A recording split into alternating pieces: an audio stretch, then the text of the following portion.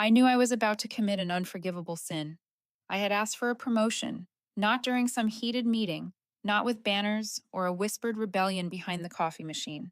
I simply booked a one on one with Melissa, our HR director, to discuss the most reasonable thing a loyal 6 year employee could do. I came prepared like I was meeting a Nobel Review Board with data, reports, thank you emails from federal clients, and a detailed 90-day action plan for the managerial role. I even checked every slide for typos, just in case Melissa's formatting OCD kicked in again. The meeting took place on the 16th floor, in that bright glass room where you could see Seattle yawning beyond the windows. I sat there with a cup of lukewarm mint tea, back straight, voice steady. Melissa looked different. She leaned on the edge of her chair like she might slide off, twirling a Mont Blanc pen I suspected was a farewell gift from some ex-executive. I appreciate your effort, Naomi, she said in that syrupy tone of expired honey. But the company is currently going through a cultural transition. Ah, culture. The word they polish up whenever they're about to justify something mediocre. When they can't discredit your skill, they cloak themselves in culture, I smiled. Not the cheerful kind, the kind you give after hearing the same rejection enough times to build your own dictionary of corporate idioms. Melissa went on. We need people who can adapt, not just technically, but in spirit, collaborative, flexible, team oriented. There it was again. Team spirit. I nodded. I suppose handling a classified DARPA contract solo for 8 straight months without leaking a single byte of data counts as collaboration, in a way. She blinked. Just once, but long enough for me to know I'd hit a nerve. I'll think about it, Melissa said, closing her notebook like she was sealing a coffin for my promotion hopes. I stood, still smiling. I look forward to your response. After all, that's part of our positive feedback culture, isn't it? I left the meeting room, walking through the polished wooden hallway that everyone called the scent of freshly waxed power. Out of the corner of my eye, I caught Joel Brennan, VP of Engineering, watching me from the coffee station. Joel was the kind of man who only sat comfortably once his nameplate was engraved. We'd gone to Stanford together. Back then, I was top of our data science cohort. Joel's most memorable moment?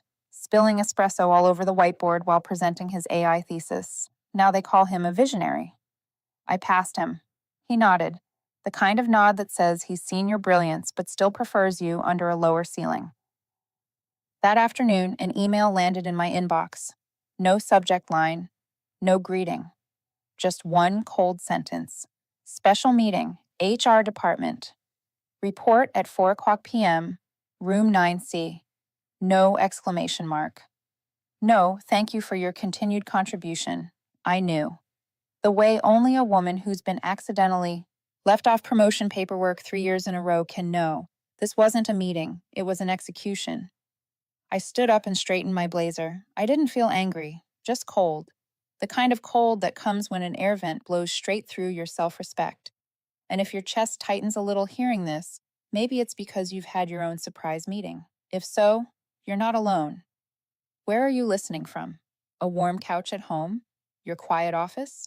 Or stuck in traffic, wishing someone would finally get justice for once? Tell me in the comments, because these workplace stories, no matter the state or the industry, always sound strangely familiar. And if you enjoy smart revenge, the kind that doesn't need shouting or slamming doors, just a perfectly timed lift of the chin, hit subscribe. What comes next, trust me, it's worth staying for, coffee freshly brewed and all. 400 p.m. Room 9C. Ground floor, right next to the janitor's lounge. A small but fitting detail. They never fire you in a room with windows. The lights were that pale fluorescent kind, the kind that makes even Faith look tired. Melissa was already seated. Next to her sat Joel Brennan, laptop open like a shield. At the end of the table was someone I'd never met before, an in-house legal officer with young round glasses holding a folder thick enough to serve as evidence. Melissa started, her voice smooth as cold oil. Naomi, thank you for coming. We just wanted to talk a little about your personal direction within the company. Personal direction. HR's favorite phrase is when they're about to bury your career under polite language. I sat down carefully, placing my tea far enough away so that if she knocked it over, it wouldn't stain my blouse. We value your capability, Melissa continued, but over the past few months, we've received feedback that you've been difficult to work with. Difficult? I repeated evenly. With whom? With management, Joel said, eyes glued to the screen. We need teamwork, especially for projects like DARPA. There it was, the DARPA contract. $50 million, every security protocol tied to my digital signature. I knew Melissa was tugging at a thread she didn't understand. I leaned back, nodding slightly. Teamwork, yes. I remember being the only one working through New Year's weekend to deliver the first encryption module. I just don't recall anyone from the team being there when the system nearly collapsed because of the authentication failure. Joel pressed his lips together, forcing a thin smile. Naomi, this isn't a technical issue. Oh, I know, I said slowly, my eyes turning to Melissa. This is a cultural one, isn't it? Melissa's smile was so thin it was nearly transparent. I think we all know harmony is more important than raw productivity. Silence. The room was so quiet I could hear the air conditioner sigh. Finally, the legal officer spoke. According to company policy, we reserve the right to terminate employment if an employee no longer aligns with our development direction. She pushed a yellow envelope toward me. Inside was the termination letter, effective immediately. Melissa looked at me, waiting. She wanted to see me panic, plead, explode, anything that would make her feel powerful. I just smiled. Interesting, I said. Because under Clause 8.4 of the federal contract we hold, any personnel change involving a Level 3 access holder, like me, must be reported to DARPA within 24 hours. The three of them exchanged glances. Otherwise, I continued, their security system automatically severs all connections and locks every access key. It's a chain reaction. I'm sure you've read that part, haven't you? Joel swallowed hard. Melissa forced a laugh. Oh, our tech department handles that. Right, I said, standing up and picking up my tea. But that department still needs my authentication key to reboot the system. No one spoke. I left the room in silence. No applause, no sympathetic glances, just the sound of my heels against the long hallway floor, ticking like a countdown to something they hadn't realized yet. When I reached my desk, Mark from IT stopped by. He lowered his voice. Naomi, I heard what happened. Just stay calm, okay? I shouldn't say this, but you know who's really at fault. I smiled. Thanks, Mark. I'm perfectly calm. I was just thinking, if they fired the only person who knows how to keep the DARPA contract running, maybe I should set a timer to see how long before they call me back. He laughed, though worry lingered in his eyes. I packed a few small things. My white ceramic mug that said trust but verify, a photo of my sister and me at the Grand Canyon, and a small silver USB drive, something only I knew the contents of. I left the building as the Seattle sun dipped low, painting faint orange streaks across the parking lot windows. No one came to see me off. No goodbye. Just the wind flipping the corner of my termination letter, whispering like it was mocking me. Looks like you're officially free, Naomi. I slipped the paper into my bag and smiled. Not really, I whispered to myself. They just signed their own self-destruct clause. I don't remember how long I drove. That afternoon, Seattle was wrapped in fog as if the whole city was trying to hide me from myself. My phone buzzed softly on the passenger seat. 3 messages, all from coworkers, each with the same 3 words. I'm so sorry. I smiled. Funny how people only remember you when they're afraid they'll end up like you.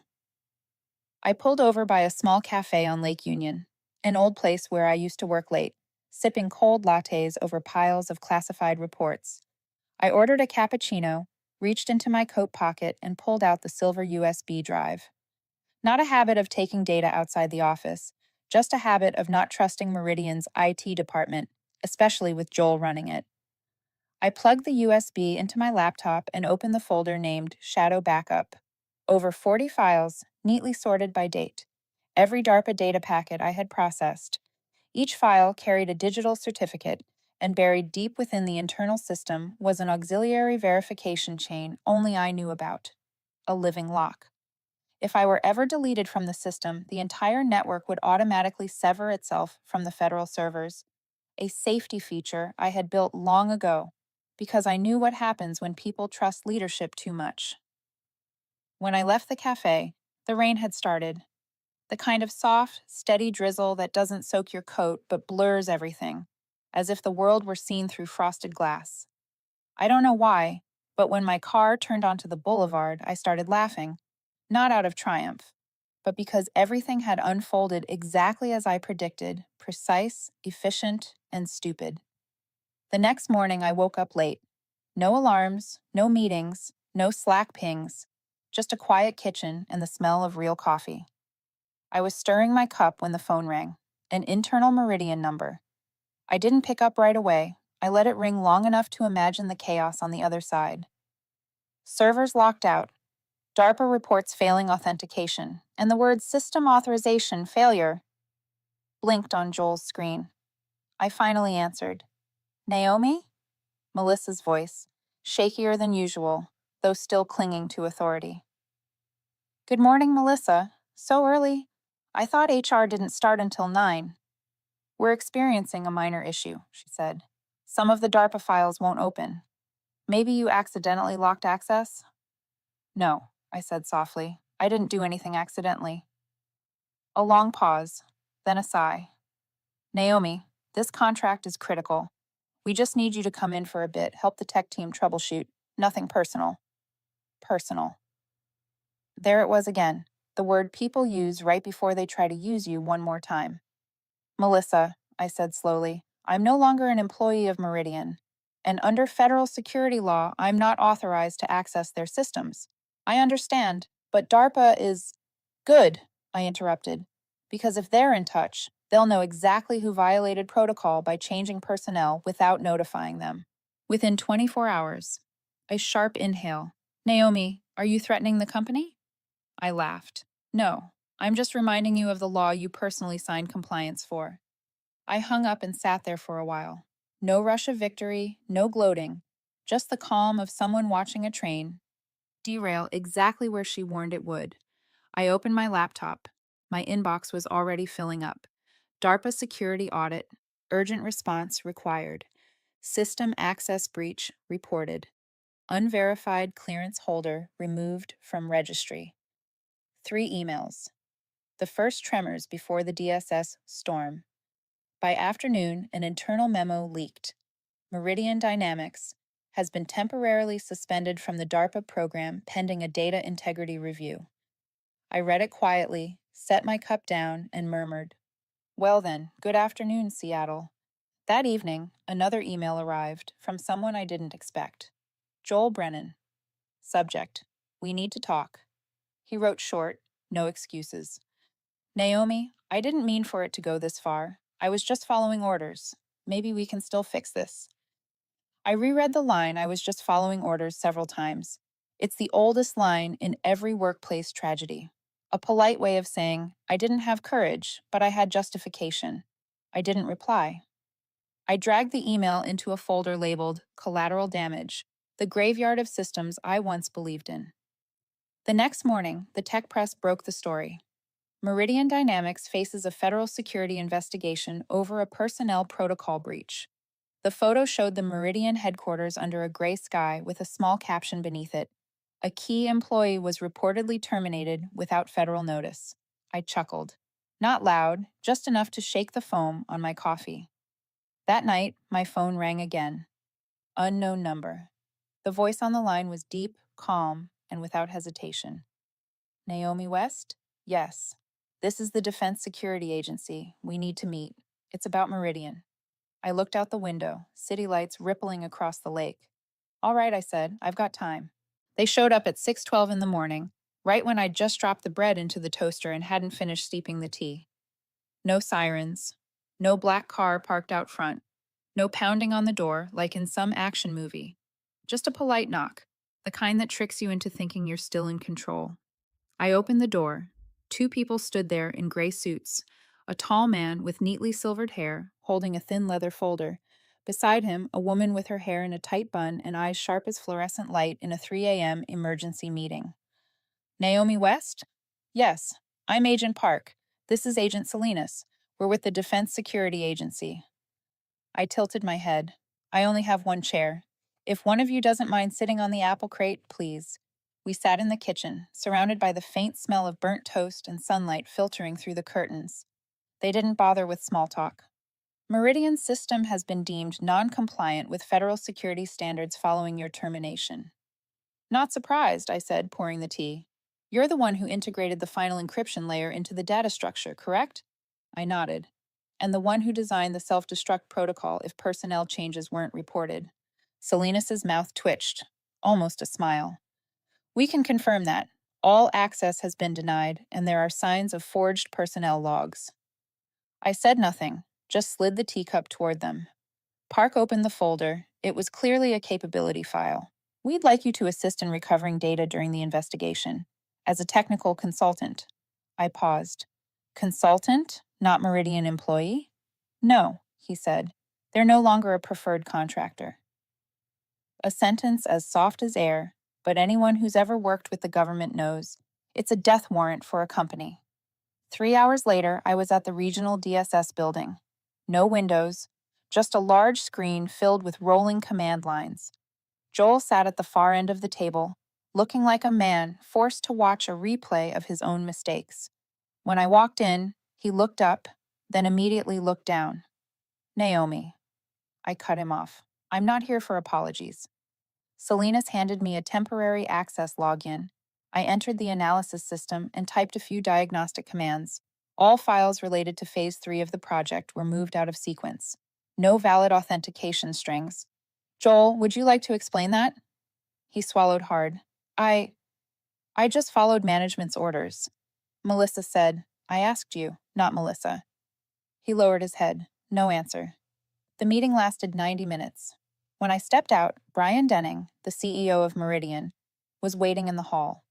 His suit was wrinkled, his tie hanging loose, like power trying to cling to a man who'd already lost it. Naomi, I'm sorry for everything. Things got out of hand. I tilted my head, studying him like a plaster statue starting to crack. Really? I never wanted you fired. It was a mistake. No, it was stupidity. Don't confuse the two. He exhaled shakily. We're willing to reinstate your contract. Higher salary, full benefits. I laughed. Brian, my seat was built from skill and principle. You kicked it out from under me because I didn't fit the dress code of compliance. And now you want to rebuild it with a raise? Salinas stepped forward. DARPA has confirmed Meridian is officially removed from the contractor list. The project is being reassigned to a new firm. Naomi will serve as the technical liaison during the transition. Brian staggered back, as if someone had just driven a fist into his chest. Joel stared blankly at the screen. Melissa wasn't there, probably busy calling her lawyer. On the way home, I didn't feel joy, just peace. The kind that comes when you're the last to leave a party built on pretense, shoes in hand, and the quiet certainty that you'll never come back. I thought that they'd go quiet, that after the DSS Thunderbolt, they'd scatter like cigarette smoke after a lunch break. But no, they didn't go quiet. They screamed in silence, the kind of slow, leaking desperation that sounds like a broken faucet in the employee lounge. The first email arrived at 6:42 the next morning. Subject line, checking in, from Joel.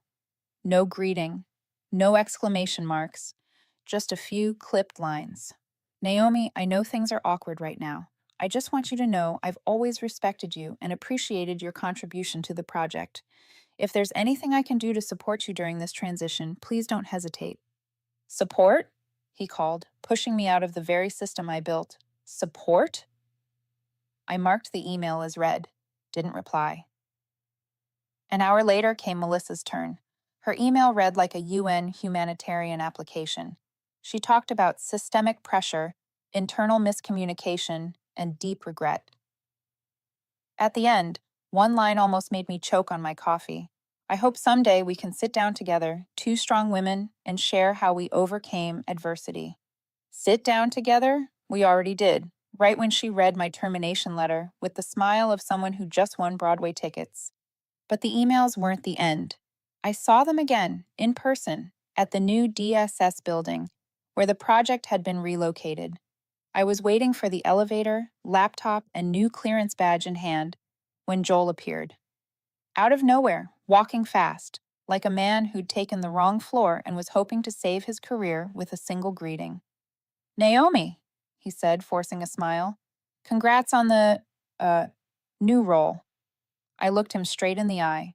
"Joel, I still haven't deleted the recording from the day I asked for that promotion." The color drained from his face. I stepped into the elevator. No more words. The doors closed, and I could see him standing there, trapped in his own loop of bad decisions. A week later, DSS requested my presence for an internal hearing, not as a suspect, but to clarify the technical breaches Meridian had caused. Brian, the CEO, was there too. Not at the head of the table this time. He sat on the edge, hands clasped, his expensive suit looking as out of place as a silk napkin at a funeral. "I just want to cooperate," he said when I entered. I nodded. "Then start by sitting still and not interrupting." In that windowless room, I laid it all out, from Melissa's unauthorized approvals to Joel's tampering with system logs to shift blame onto junior staff. I didn't raise my voice. I didn't need to. Just the facts, cold, time-stamped, backed up, and undeniable under LED light. Agent Salinas ended the meeting with one sentence that froze the room. "If not for Naomi, we'd be dealing with a classified data breach. And none of you would be sitting here. You'd be sitting in court." Then came the former colleagues.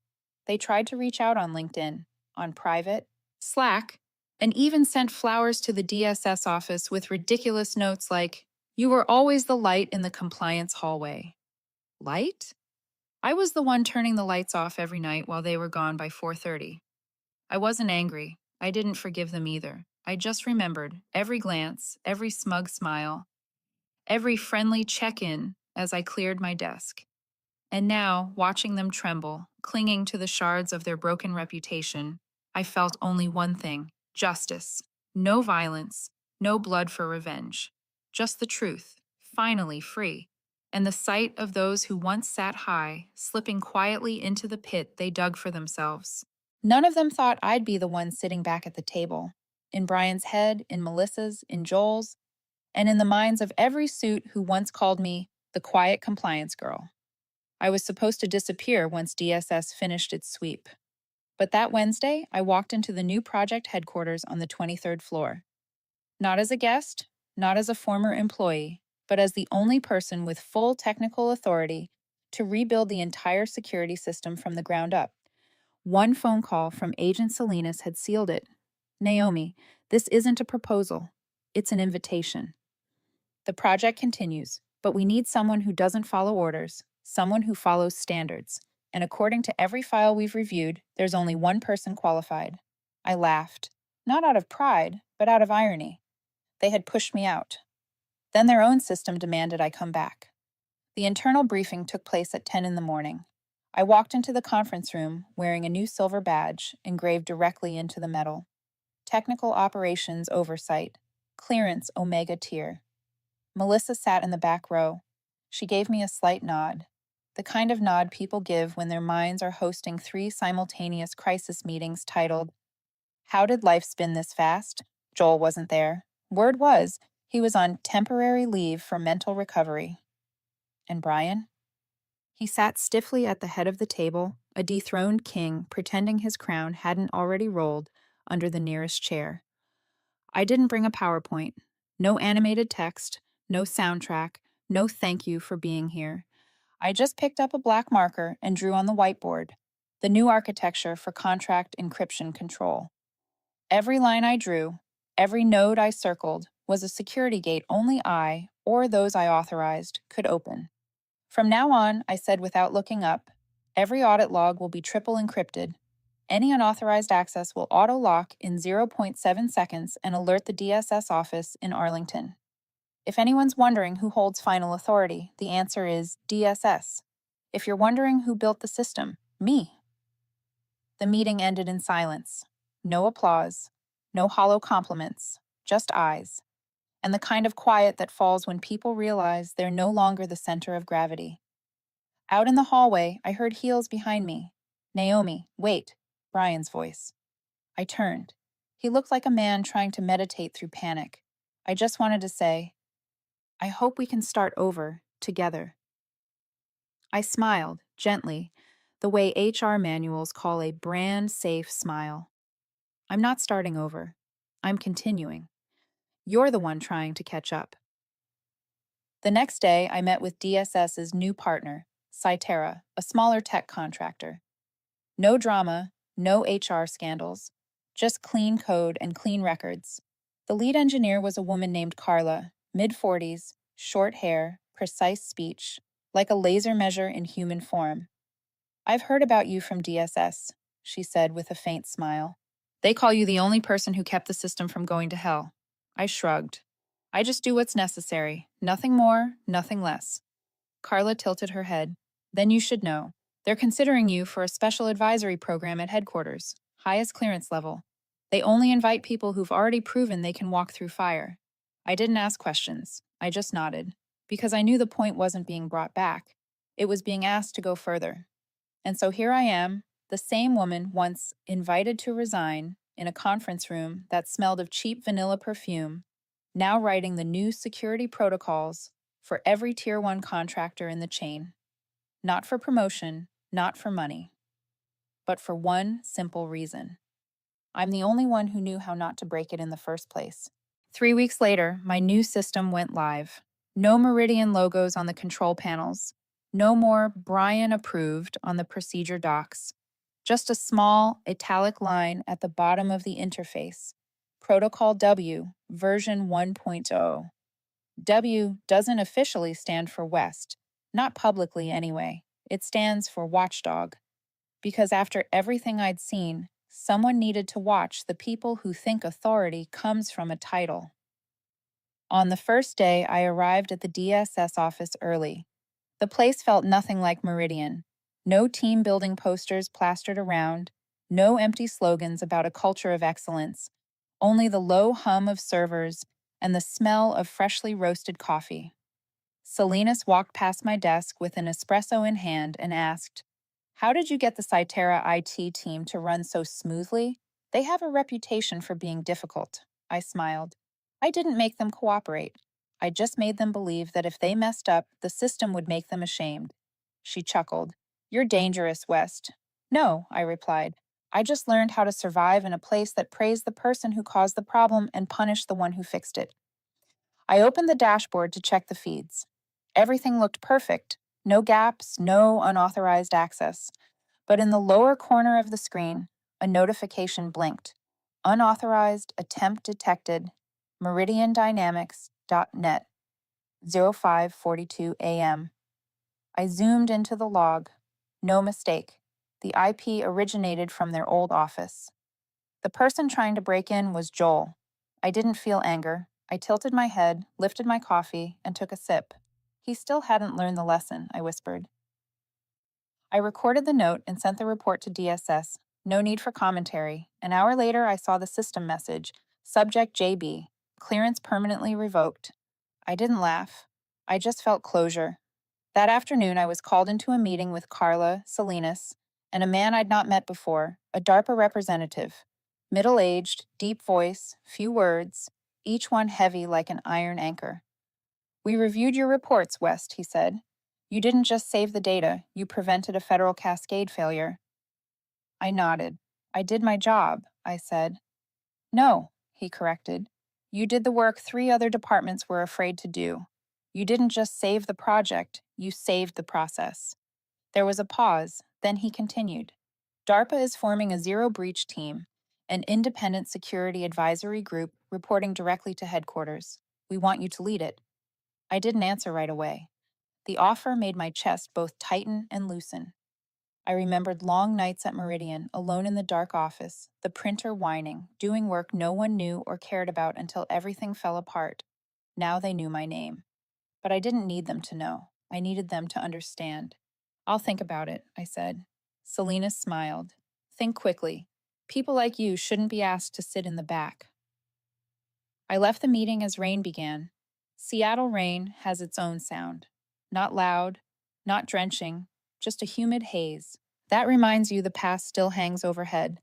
My phone buzzed. A text from an unknown number. I know you won, it read, but Meridian isn't finished yet. Melissa. She still hadn't learned the game was over. I folded the phone away and slipped it into my coat.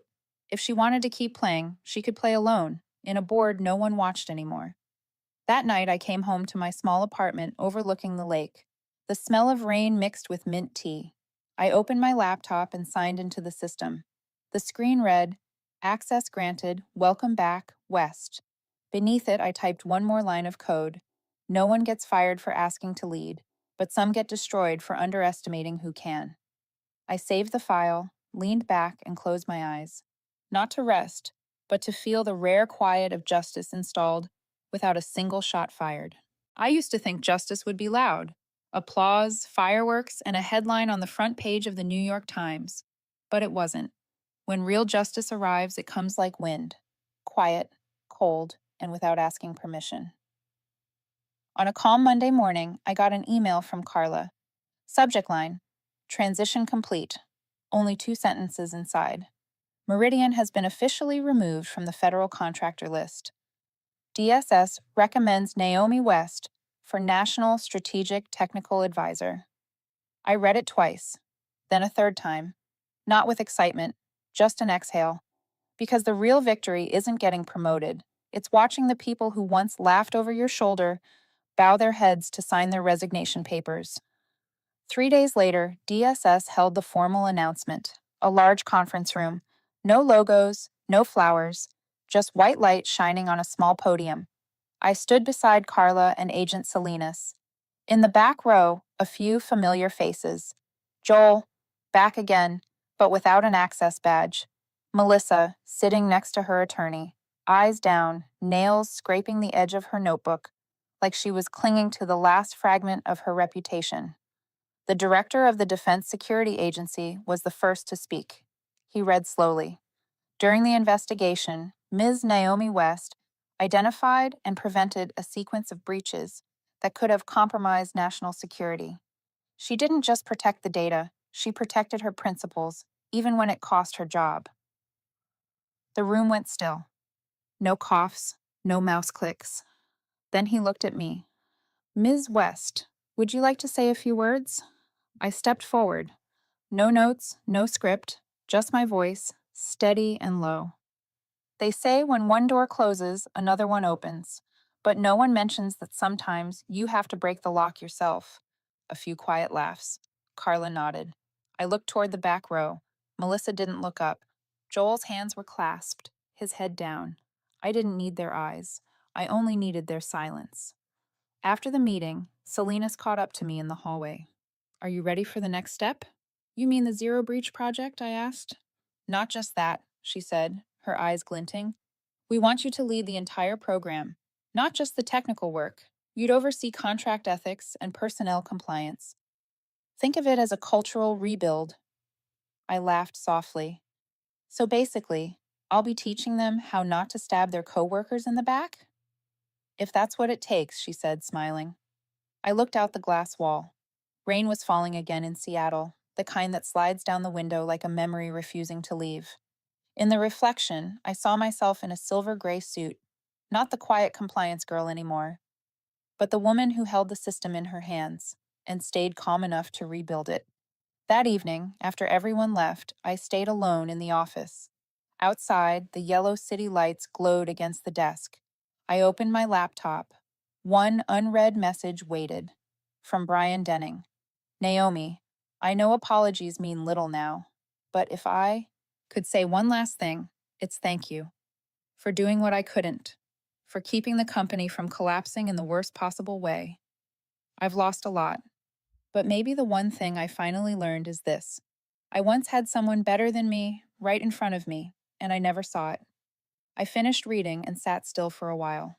No anger, no pity, just lightness. The kind that comes when you finally set down the stone you've been carrying for years. I didn't reply. Some things are best answered with silence. That night, I stopped by the same cafe by the lake. the one where I'd sat the day I was fired. Same table, same view of rain streaking down the window. But I was different. No longer is the woman dismissed from a job, the woman invited back to redefine what a job means. The barista smiled as she brought the coffee. Long time no see. Same order? I nodded. Yes.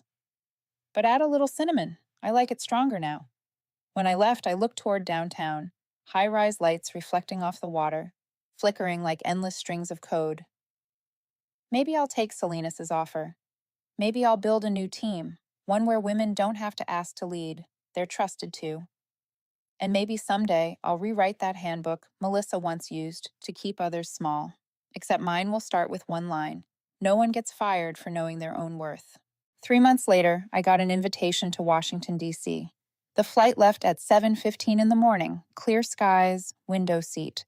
As Seattle shrank beneath the clouds, I looked down at the city I'd once left with a box of belongings and a heart full of bruises. Now I was coming back, not to demand justice, but to redefine it. The new DSS headquarters wasn't what I expected. No armed guards, no metal detectors beeping. Everything was quiet, minimal, precise. They didn't need to intimidate anyone. Anyone who walked through those doors already understood. This was not a place that joked. I was led to a meeting room on the ninth floor. A small sign on the door read, Division Zero Breach.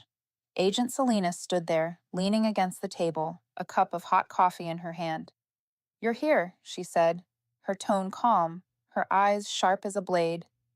I nodded. I couldn't let anyone else design this. She smiled. That's exactly why we chose you. The first meeting of the Zero Breach Division started at 9 sharp. 9 people, just enough for a team. Each one is an expert from a different agency: NASA, Lockheed, Google Defense Division, and one from DARPA, the same colonel who had signed the contract Meridian lost. They all looked at me with the same mix of curiosity and respect, as if they'd already heard the story whispered through the corridors. She's the one who got fired for asking for a promotion, and then cost them $50 million. No one said it out loud, but their eyes did. I opened the first slide, not technical data, not diagrams, not encryption flowcharts, just one line in bold white letters. Power isn't about control, it's about clarity. I spoke slowly, each word cutting through the air. We're not here to control people. We're here to make sure no one can use power to hide their mistakes. I've worked in a place where compliance was used as a weapon. I won't let that happen again. There was no applause, just silence. Thick, heavy, breathing with me. A man across the table, hair gray, voice raspy, spoke softly. That's the shortest and best speech I've heard in 30 years of security work. I smiled. Sometimes less is enough. I left the room at noon. Outside, the sun was bright. The dry, cool kind of sunlight DC is known for. Nothing like Seattle's gray rain. I sat on a bench outside the building, took off my glasses, and inhaled deeply. A strange feeling settled in. Not pride, not satisfaction. Peace. I didn't have to prove anything anymore. Not to Brian, not to Melissa, not to anyone. What I needed to prove to myself was that silence, when used right, can be louder than a scream. A week later, a letter arrived. Handwritten, ink on paper. The sender, Joel. Naomi, I don't expect forgiveness. I just want to thank you for not retaliating. I lost my job, my reputation, but at least I finally understand. Loyalty to the wrong person is a form of betrayal of yourself. Wishing you peace. Folded the letter and placed it in a small wooden box with other fragments of the past. My old ID badge, the backup USB, the pen I used to sign the grievance that was never reviewed. Now, I looked at them without bitterness. They weren't scars. They were proof that I'd walked through the storm and didn't get carried away by the wind. That evening, as I packed up to leave the office, Salinas passed by. If you could go back to your first day at Meridian, would you still ask for that promotion? She asked. I smiled. Of course. But this time I'd write my own name on the title plate. She laughed. I think you already did, West. I stepped outside and looked down Pennsylvania Avenue, where the city lights burned bright. This city didn't know my name, and it didn't have to. But somewhere, buried in thousands of reports and millions of lines of code, was a trace I left behind. A woman once fired for daring to ask for recognition. And instead of stepping back, she built a system that made others ask permission to exist. There's a saying I once heard: justice doesn't always come on time, but it always comes to the right person. Now I understand. It doesn't come to the one who shouts the loudest. It comes to the one who stands still and waits for the storm to pass. And when the sky finally clears, you realize you never needed revenge. Your existence is proof they were wrong.